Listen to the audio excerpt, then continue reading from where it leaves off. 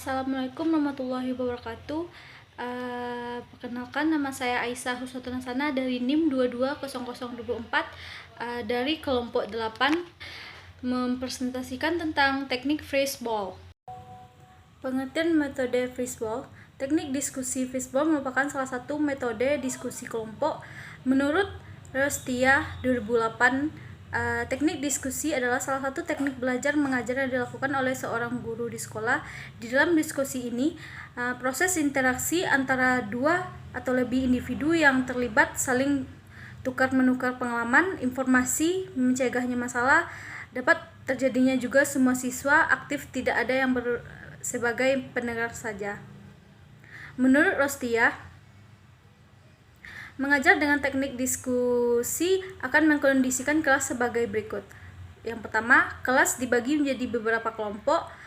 Yang kedua, dapat mempertinggi prestasi siswa secara individual. Yang C, dapat mempertinggi kegiatan kelas sebagai keseluruhan dan kesatuan. Yang D, rasa sosial mereka dapat berkembang.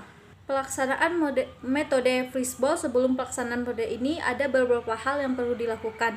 Yang pertama, membagi kelas menjadi beberapa kelompok. Yang kedua, menentukan anggota subkelompok, pengamat, dan anggota subkelompok. Diskusi dalam setiap kelompok secara heterogen. Yang ketiga, mengatur tempat duduk tiap kelompok dalam kelas berbentuk semi lingkaran. Langkah-langkah penerapan metode diskusi ini dalam kegiatan pembelajaran. Yang pertama, siswa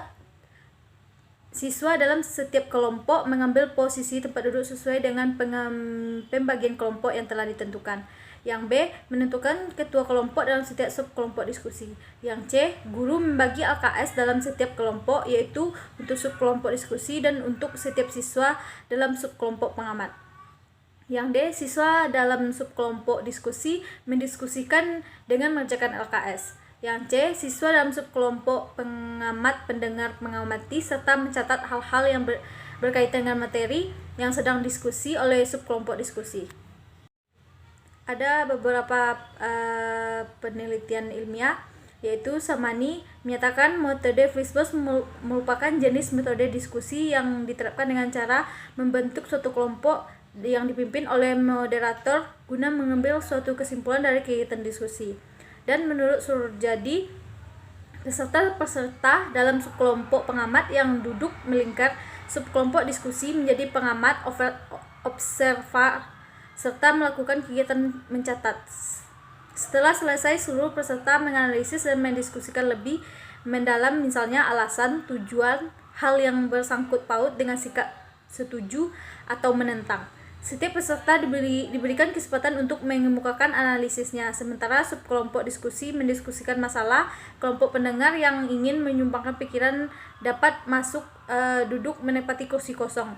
Apabila ketua diskusi mempersilakan berbicara, ia dapat langsung berbicara dan meninggalkan kursi selesai.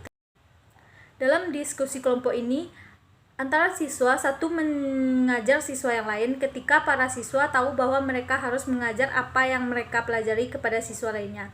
Mereka akan jauh lebih berhati-hati untuk meyakinkan diri bahwa mereka betul-betul telah memahami subjek itu dan kemudian menyampaikan secara logis dalam bentuk pikiran atau pendapat dalam bentuk ditulis dengan seksama. Hal ini dapat mendorong siswa berpikir kritis, memberikan pengalaman kepada siswa bagaimana berdiskusi dengan baik, bagaimana berkomunikasi dengan baik, bagaimana menyatakan pendapat dengan baik dan jelas, bagaimana pemberian contoh dengan tepat, dan bagaimana menanggapi masalah dengan krisis dan evaluatif.